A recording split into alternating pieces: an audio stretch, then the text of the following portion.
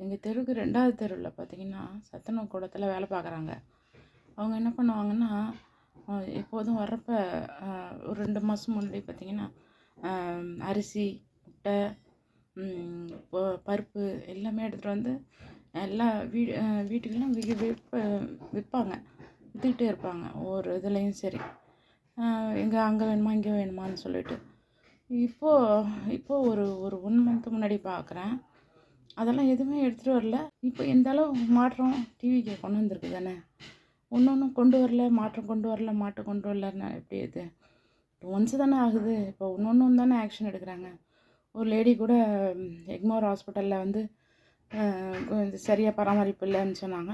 உடனே போய் சிஎம் சாரை பார்த்து எல்லாம் தானே பண்ணாங்க. ஒரு 3 days முன்னாடி கூட நியூஸ் சேனலில் ஒருத்தவங்க சத்துணவு கூடத்தில் கூட மாட்டினாங்க. அது கூட இப்போ ஆக்ஷன் எடுத்து போயிட்டுருக்கு. இப்படி ஒன்று தானே பண்ணிகிட்ருக்காங்க. டிஎம்கே இருக்கிறதுலே ஒஸ்ட்டு. எல்லாத்துலேயும் ஊழல், ஒவ்வொன்றுலையும் ஊழல். இவ்வளோ இதில் வந்து கொண்டாடிட்டு மக்கள் வந்து தெரிஞ்சு தான் டிவிகேக்கு போட்டிருக்காங்க. இப்போது சில பேர் என்ன பண்ணுறாங்க, மீடியாவில் ஆளை வச்சு நல்லவங்கிற சொல்லிக்கிறாங்க. நல்லவங்கெல்லாம் ஏன் ஓட்டு போடாமல் போனாங்க அவங்களுக்கு? அதுதான் கேட்குறேன். காசு வாங்கிட்டு டிவிகேக்கு தானே போட்டாங்க.